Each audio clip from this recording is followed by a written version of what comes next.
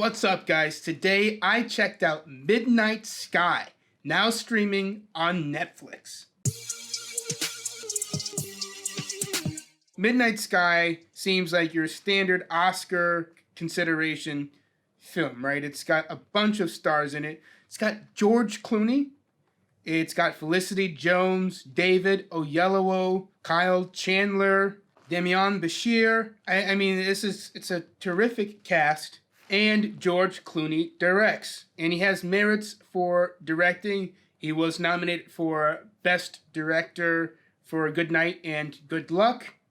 And he also directed The Ides of March, which I rather enjoyed that movie, although it was kind of slow. This movie is equally as slow as The Ides of March, only this movie didn't quite have the stakes that The Ides of March had. I mean, in The Ides of March, their careers were on the line. Their livelihood, their families were on the line.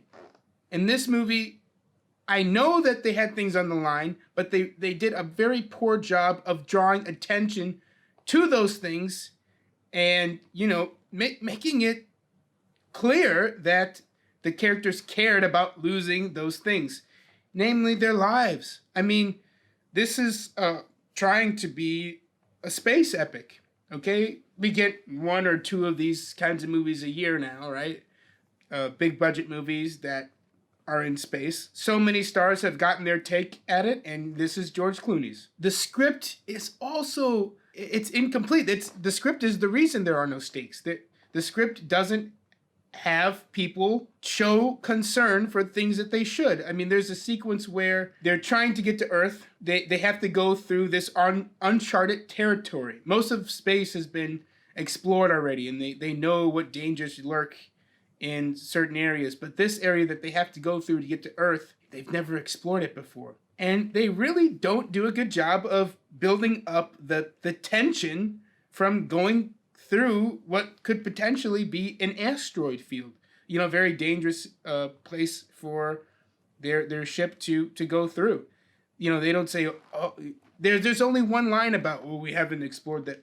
Just one line that's not going to do it. They don't develop any relationships between the characters, so I don't care about any of the characters. So I don't care if they die. I just didn't care. George Clooney is, at the beginning of the movie, he is left on Earth. He stays behind.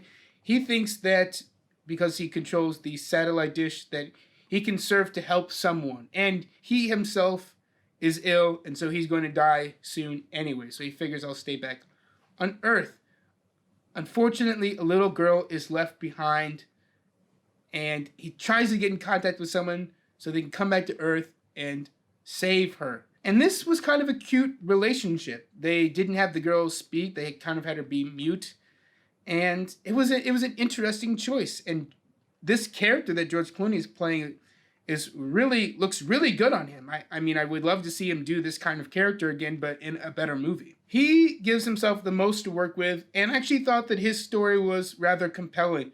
The only thing that made me not like his story was the twist that they gave us at the end, where it just sort of made, his whole plight seem unnecessary. And it just kind of made me just like, ugh. All in all, this just was a well-shot movie. I mean, there was a beautiful sequence at the beginning on this new planet that they were exploring. And I was thinking that I was going to see another incredible space epic. And they just did not deliver. They left that planet very early on. We don't ever get to see it again.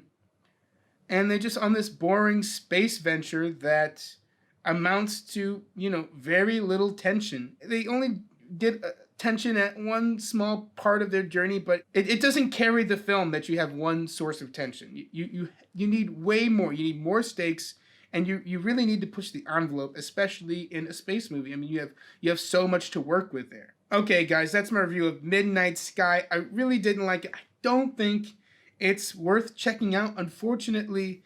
Let me know if you guys saw it and if you had any additional thoughts that maybe I didn't get to here.